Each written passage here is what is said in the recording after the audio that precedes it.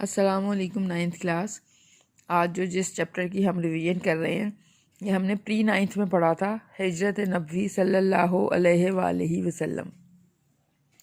جب ہم نے پری 9th میں یہ چیپٹر پڑھا تھا تو ہم نے مولانا شبلی نعمانی کی تعارف اس میں سے بھی کافی چیزیں یاد کی تھیں، لیکن اب یہ جو سمارٹ سلیبس نیا آیا ہے اس میں ہم نے تعارف والے سوال نہیں کرنے، اس میں صرف ہجرت نبوی سے ریلیٹڈ جو ہیں چیپٹر سے ریلیٹڈ وہی سوال آئیں گے پیپرز کے پوائنٹ آف ویو سے۔ سب سے پہلے جب آپ ہجرت نبوی کا خلاصہ یہ پڑھتے ہیں تو خلاصہ آپ کے ذہن میں آنا چاہیے کہ ہم نے کیا کی ہے۔ حضور پاک صلی اللہ علیہ وسلم نے جب مکہ سے مدینہ ہجرت کی تو اس کو انتہائی خوبصورتی کے ساتھ مولانا شبلی نعمانی نے بیان کیا ہے، جو سبق ہمارے اس میں شامل ہے۔ مولانا شبلی نعمانی نے حضور پاک کی بہت آسان اور بہت سادہ سمجھ میں آ جانے والی وہ سیرت لکھی ہے۔ اپنا یہ کام وہ خود پورا نہیں کر سکے تھے اور ان کی وفات کے بعد ان کی کچھ سیرت کی مکمل کرنے کا کام وہ ان کے اسٹوڈنٹ جو تھے سلیمان ندوی انہوں نے پورا کیا۔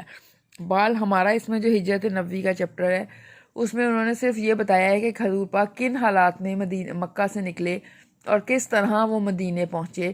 اس کو 1.5 پیج کا چیپٹر اس میں انتہائی خوبصورتی سے بتایا گیا ہے کہ یہ نبوت کا 13واں سال تھا،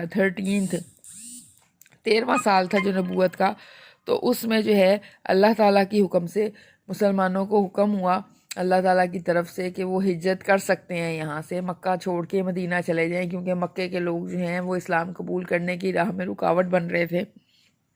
لیکن حضور پاک صلی اللہ علیہ وسلم جو اللہ کے حکم سے وہ اس بات کے منتظر تھے کہ کب اللہ تعالیٰ انہیں حکم دیں اور وہ جائیں۔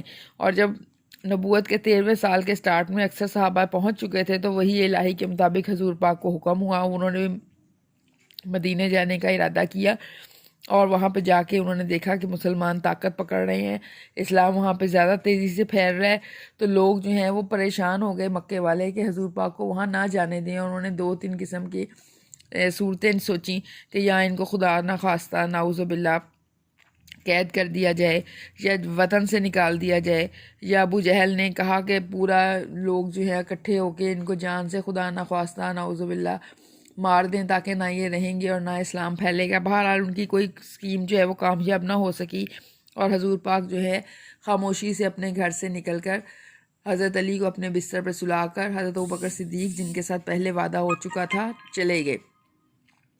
اور وہ اس طرح نکلے کہ کافر جو ان کے گھر کے باہر گھیرا ڈال کے کھڑے ہوئے تھے ان کو بالکل بھی پتہ ہی نہ چل سکا کہ وہ کس وقت اور کس طرح وہاں سے نکل گئے۔ اور حضرت علی کو وہ حکم دے گئے کہ جن لوگوں کی امانتیں میرے پاس پڑی ہوئی ہیں صبح ان کی امانتیں واپس کر کے تم بھی وہاں پہ آ جانا مدینہ میں۔ اب وہاں پہ بتایا ہوا ہے کہ جب وہ نکلے ہیں تو جناب انہوں نے وہاں پہ نکلتے ہوئے انتہائی افسوس سے کہا کہ مکہ تو مجھے تمام دنیا سے زیادہ عزیز ہے، لیکن تیرے فرزند مطلب بیٹے مجھے وہاں رہنے نہیں دیتے۔ اب وہ جبل ثور میں جا کے پوشیدہ ہو گئے۔ جبل ثور آج بھی موجود ہے اور لوگ بہت عزت سے اور بہت عقیدت سے اس کو دیکھنے کے لیے جاتے ہیں۔ 3 دن وہاں پہ ٹھہرے۔ حضرت ابوبکر صدیق کے بیٹے حضرت عبداللہ اور ان کی بیٹی حضرت اسماء وہاں پہ ان کی خدمت گزاری کرتی رہیں، ان کو خبریں لا کر دیتے رہے، ان کو کھانا کھونا لا کر دیتے رہے جو وہ کھاتے رہے، اور یہی ان کی غذا ہے۔ انہوں نے لکھا ہے کہ حضرت اسماء گھر سے کھانا پکا کر پہنچا آتی تھیں۔ 3 راتیں وہاں پہ گزاریں اور وہاں پہ پھر خیریت سے وہ مدینہ پہنچ گئے۔ لیکن یہاں پہ اگلا واقعہ انہوں نے بتایا ہے کہ جب صبح قریش کی آنکھیں کھلیں تو دیکھا کہ ان کے حضور پاک صلی اللہ علیہ وسلم کے بستر پر حضرت امیر تھے۔ حضرت امیر سے مراد حضرت علی ہیں۔ ان کو لے کر جا کے پکڑا اور تھوڑی دیر وہ خانہ کعبہ میں جا کے قید رکھا، لیکن پھر چھوڑ دیا۔ ظاہر ہے جن کو پکڑنا تھا وہ تو نکل کے جا چکے تھے، غار کے دہانے تک آئے، لیکن اللہ تعالیٰ نے ان کی حفاظت کا انتظام اس طرح کیا کہ وہ غار کے اندر دیکھ نہ سکے۔ جب وہ غار کے دہانے تک پہنچ گئے تو حضرت ابوبکر صدیق وہ بہت غمگین ہو گئے اور انہوں نے کہا کہ اب دشمن اس قدر قریب آ گئے ہیں کہ اگر انہوں نے سر بھی جھکایا اپنے پاؤں بھی دیکھے تو ہم ان کو نظر آ جائیں گے۔ لیکن آپ صلی اللہ علیہ وسلم نے فرمایا کہ گھبراؤ نہیں، اللہ ہمارے ساتھ ہے، تو اللہ سے بڑی کوئی طاقت نہیں ہو سکتی۔ قریش نے اشتہار دیا کہ جو شخص حضرت محمد کو یا ابو بکر کو گرفتار کر کے لائے گا تو اسے ایک خون بہا کے برابر 100 اونٹ انعام کے طور پہ دیا جائے گا۔ وہ بھی کامیاب نہ ہوا۔ کتنے وفد ان کے پیچھے آئے۔ سراقہ بن حشم جو ان کے پیچھے آیا تو ان کو عین اس حالت میں دیکھا کہ جب آپ وہاں غار سے نکل رہے تھے، لیکن وہ بھی آپ کا پیچھا نہ کر سکا، اس کا گھوڑا جو تھا اس نے ٹھوکر کھائی اور وہ گر گیا۔ اسی طرح جو ہے وہ کہہ رہے ہیں کہ خبر پہلے ہی پہنچ چکی تھی مدینے میں کہ آپ آنے والے ہیں، آپ تشریف لا رہے ہیں۔ تو جب آپ مدینے پہنچے تو وہاں پہ لوگوں نے بہت خوشی سے آپ کا استقبال کیا اور نعرے لگائے، اور وہاں پہ جو ایک یہودی تھا جو ان کا عالم تھا، اس نے حضور پاک کی نشانیوں سے اندازہ لگا کے بتایا کہ اے اہل عرب، تم جس کا انتظار کر رہے تھے وہ آ گیا۔ اس طرح کر کے ایک مختصر سا خلاصہ آپ نے لکھنا ہے۔ خلاصہ جو ہے وہ ہمیشہ سبق کا 1/3 حصہ ہوتا ہے، یعنی کہ اگر 3 صفحے کا چیپٹر ہے، سبق ہے، تو آپ نے صرف 1 صفحے کا خلاصہ لکھنا ہے۔ اور اگر امتحانی پوائنٹ آف ویو سے آپ کو بتاؤں تو جو شیٹ آپ پیپر میں لکھتے ہیں وہ 1 سے 1.5 شیٹ، بس اس سے زیادہ خلاصہ نہیں ہوتا۔ اس سے زیادہ آپ خلاصہ لکھیں گے تو آپ کی نیگیٹو مارکنگ سٹارٹ ہو جاتی ہے۔ پھر اس سے دوسری بات امپورٹنٹ یہ ہے کہ خلاصہ جب آپ لکھنے لگیں تو صرف سوال لکھ دینا کافی نہیں ہے کہ درج ذیل سبق کا خلاصہ لکھے۔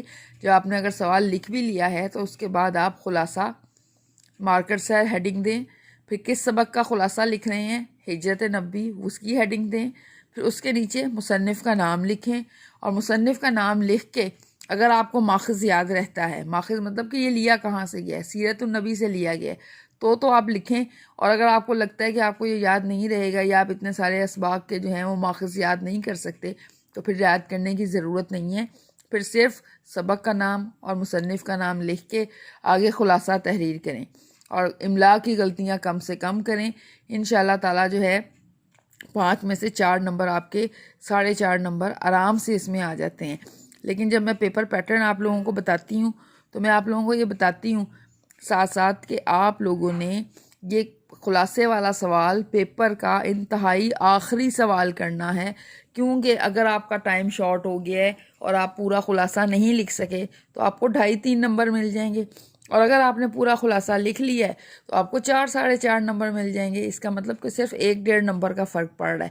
لیکن خدا نخواستہ کوئی بڑے نمبر ہائی مارکنگ والا سوال آپ سے چھوٹ جاتا ہے ٹائم کی مینجمنٹ کی کمی کی وجہ سے، تو پھر زیادہ نقصان ہوتا ہے۔